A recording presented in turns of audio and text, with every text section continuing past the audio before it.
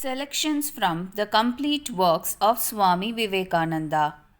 Part 24, Vedanta and its application to Indian life. Section 3, Strength, Strength is what the Upanishads speak to me from every page. This is the one great thing to remember. It has been the one great lesson I have been taught in my life. Strength, it says, strength, O man, be not weak. Are there no human weaknesses, says man. There are, say the Upanishads, but will more weakness heal them? Would you try to wash dirt with dirt? Will sin cure sin? Weakness cure weakness?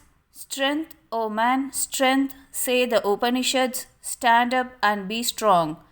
Aye, it is the only literature in the world where you find the word abhi, fearless, used again and again. In no other scripture in the world is this adjective applied either to God or to man. Abhi, fearless, and in my mind rises from the past the vision of the great emperor of the West, Alexander the Great, and I see, as it were in a picture, the great monarch standing on the bank of the Indus talking to one of our sannyasins in the forest. The old man he was talking to, perhaps naked, stark naked, sitting upon a block of stone, and the emperor, astonished at his wisdom, tempting him with gold and honor to come over to Greece. And this man smiles at his gold and smiles at his temptations and refuses. And then the emperor, standing on his authority as an emperor, says, I will kill you if you do not come. And the man bursts into a laugh and says, You never told such a falsehood in your life as you tell just now. Who can kill me? Me, you kill, emperor of the material world. Never. For I am spirit unborn and undecaying. Never was I born and never do I die. I am the infinite, the omnipresent, the omniscient, and you kill me, child that you are. That is strength, that is strength. And more I read the Upanishads, my friends, my countrymen, the more I weep for you. For therein is the great practical application. Strength, strength for us. What we need is strength. Who will give us strength? There are thousands to weaken us, and of stories we have had enough. Every one of our Puranas, if you press it, gives out stories enough to fill 3/4 of the libraries of the world. Everything that can weaken us as a race we have had for the last 1,000 years. It seems as if during that period the national life had this one end in view, viz., how to make us weaker and weaker till we have become real earthworms, crawling at the feet of every one who dares to put his foot on us. Therefore, my friends, as one of your blood, as one that lives and dies with you, let me tell you that we want strength, strength, and every time strength. And the Upanishads are the great mine of strength. Therein lies strength enough to invigorate the whole world. The whole world can be vivified, made strong, energized through them. They will call with trumpet voice upon the weak, the miserable, and the downtrodden of all races, all creeds, and all sects to stand on their feet and be free. Freedom, physical freedom, mental freedom, and spiritual freedom are the watchwords of the Upanishads. Aye, this is the one scripture in the world of all others that does not talk of salvation but of freedom. Be free from the bonds of nature. Be free from weakness. And it shows to you that you have this freedom already in you. That is another peculiarity of its teachings. You are a Dvaitist. Never mind. You have got to admit that by its very nature the soul is perfect. Only by certain actions of the soul has it become contracted. Indeed, Ramanuja's theory of contraction and expansion is exactly what the modern evolutionists call evolution and atavism. The soul goes back, becomes contracted, as it were. Its powers become potential, and by good deeds and good thoughts it expands again and reveals its natural perfection. With the Advaitist, the one difference is that he admits evolution in nature and not in the soul. Suppose there is a screen and there is a small hole in the screen. I am a man standing behind the screen and looking at this grand assembly. I can see only very few phases here. Suppose the whole increases, as it increases, more and more of this assembly is revealed to me. And in full, when the whole has become identified with the screen, there is nothing between you and me in this case. Neither you changed nor I changed. All the change was in the screen. This is the Advaitist position with regard to evolution of nature and manifestation of the self within. Not that the self can be, by any means, made to contract. It is unchangeable, the infinite one. It was covered, as it were, with a veil, the veil of Maya, and as this Maya veil becomes thinner and thinner, the inborn natural glory of the soul comes out and becomes more manifest. This is the one great doctrine which the world is waiting to learn from India. Whatever they may talk, however they may try to boast, they will find out day after day that no society can stand without admitting this. Do you not find how everything is being revolutionized? Do you not see how it was a custom to take for granted that everything was wicked until it proved itself good? In education, in punishing criminals, in treating lunatics, in the treatment of common diseases, even, that was the old law. What is the modern law? The modern law says the body itself is healthy. It cures diseases of its own nature. Medicine can at the best but help the storing up of the best in the body. What says it of criminals? It takes for granted that however low a criminal may be, there is still the divinity within, which does not change, and we must treat criminals accordingly. All these things are now changing, and reformatories and penitentiaries are established. So, with everything, consciously or unconsciously, that Indian idea of the divinity within everyone is expressing itself even in other countries. And in your books is the explanation which other nations have to accept. The treatment of one man to another will be entirely revolutionized, and these old ideas of pointing to the weakness of mankind will have to go. They will have received their death blow within this century. Now, people may stand up and criticize us. I have been criticized from one end of the world to the other as one who preaches the diabolical idea that there is no sin. Very good. The descendants of these very men will bless me as the preacher of virtue and not of sin. I am the teacher of virtue, not of sin. I glory in being the preacher of light and not of darkness.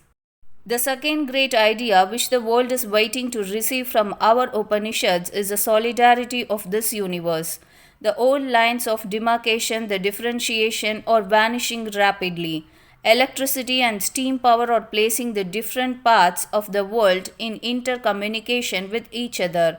And as a result, we Hindus no longer say that every country beyond our own land is peopled with demons and hobgoblins, nor do the people of Christian countries say that India is only peopled by cannibals and savages.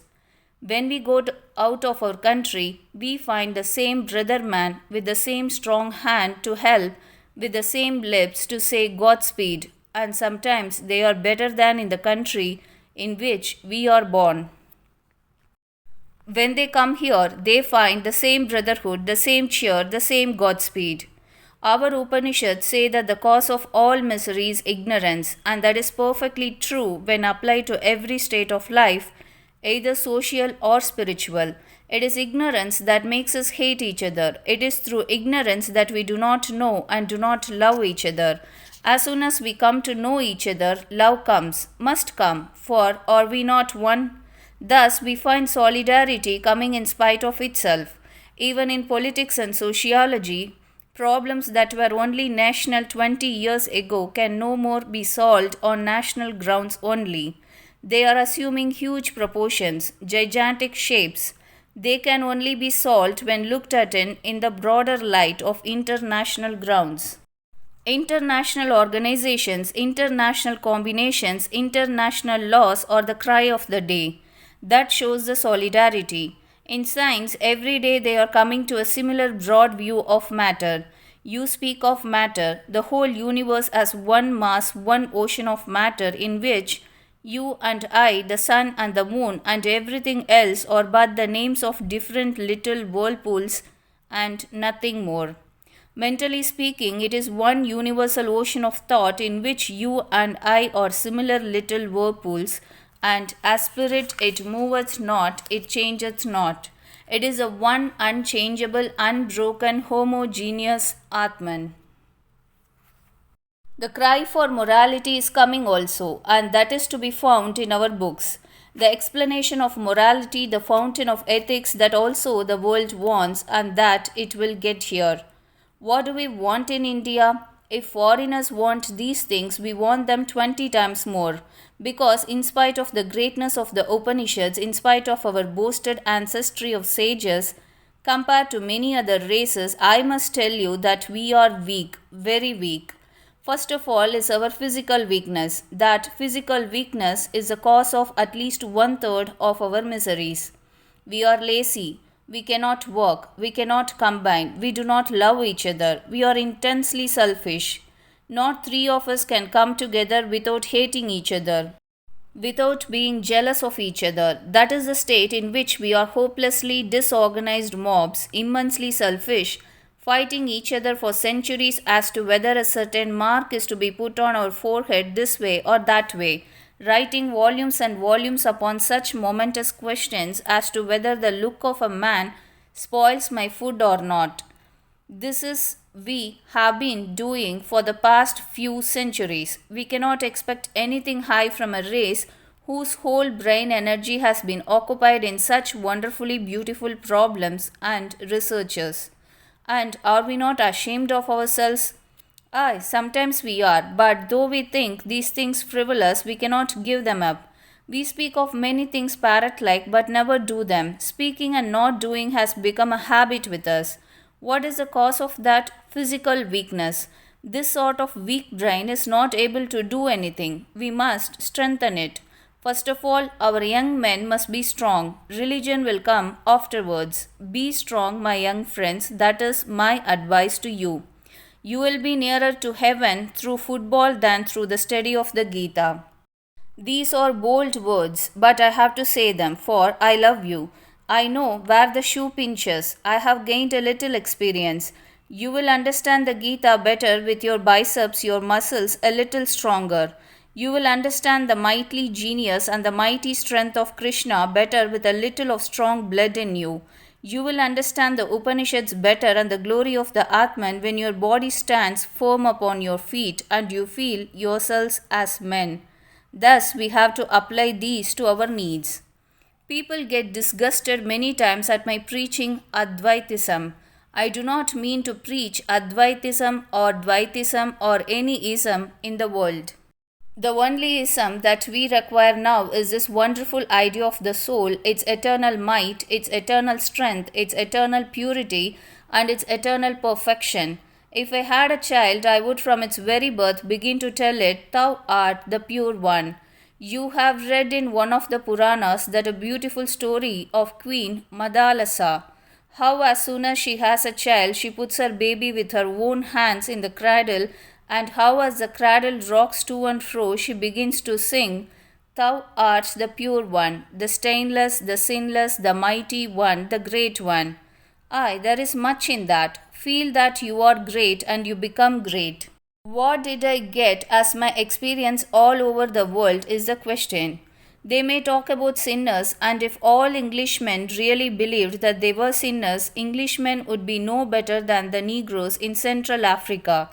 God bless them that they do not believe it. On the other hand, the Englishman believes he is born the Lord of the world. He believes he is great and can do anything in the world. If he wants to go to the sun or the moon, he believes he can, and that makes him great. If he had believed his priest that he was a poor miserable sinner going to be barbecued through all eternity, he would not be the same Englishman that he is today. So I find in every nation that in spite of priest and superstition, the divine within lives and asserts itself. We have lost faith.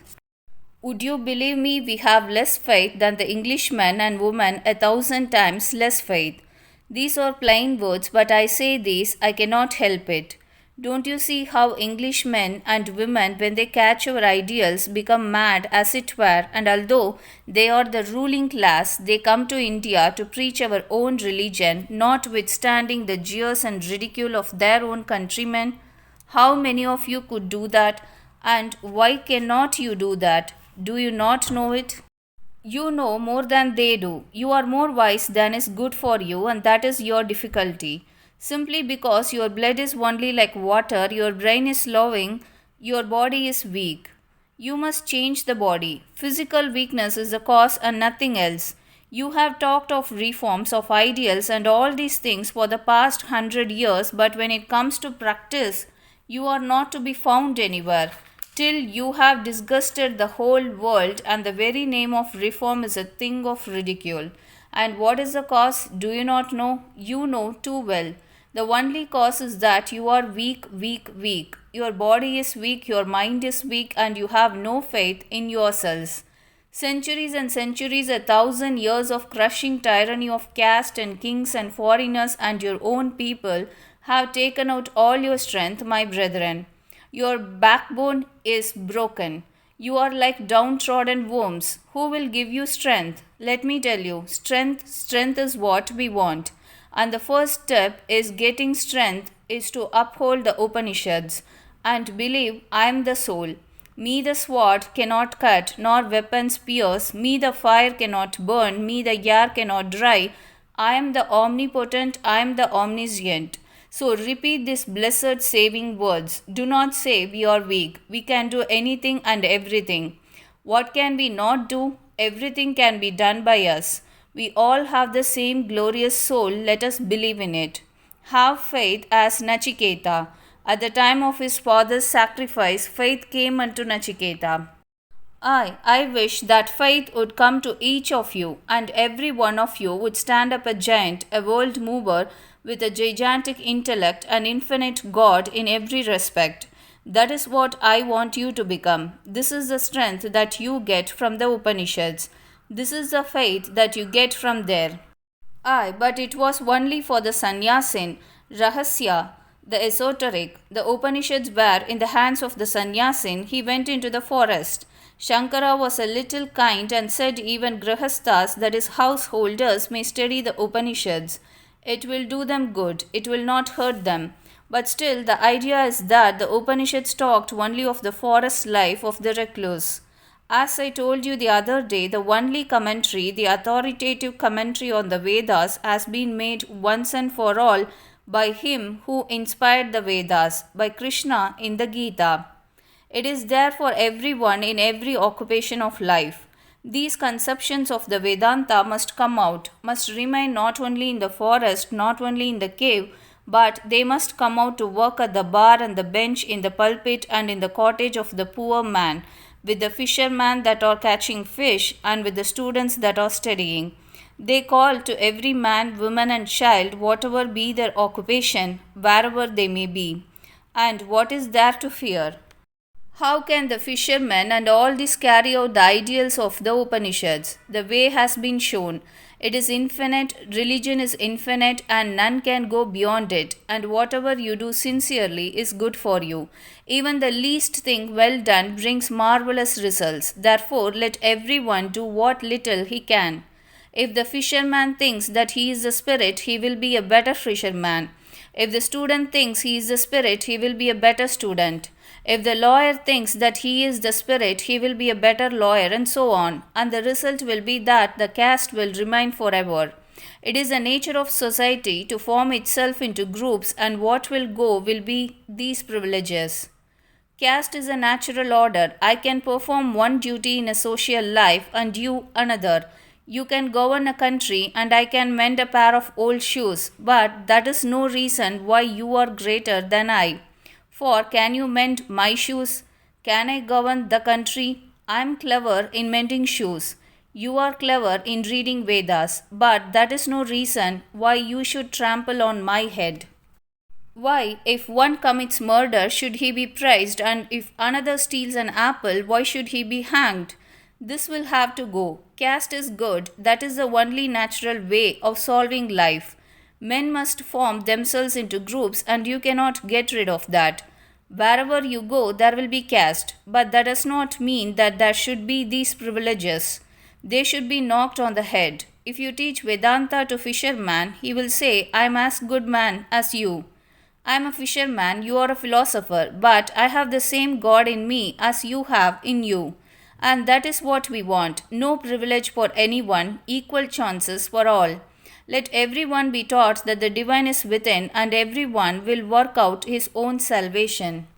Liberty is the first condition of growth. It is wrong, 1,000 times wrong, if any of you dares to say, I will work out the salvation of this woman or child.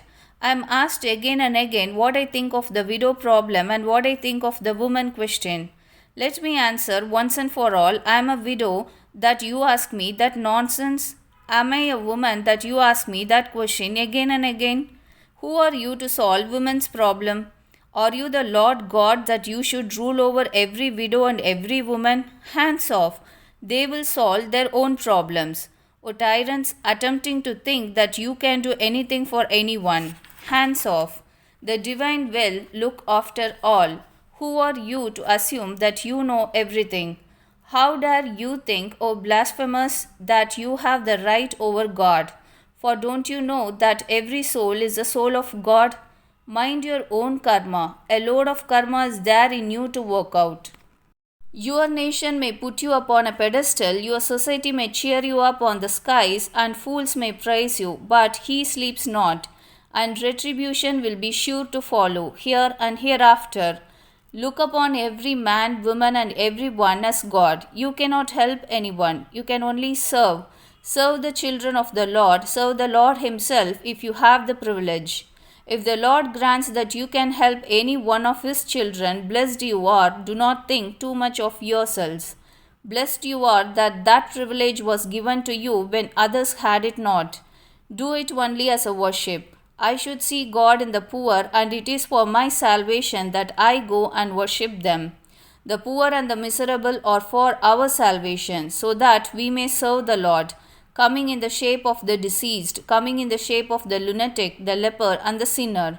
Bold are my words, and let me repeat that it is the greatest privilege in our life that we are allowed to serve the Lord in all these shapes.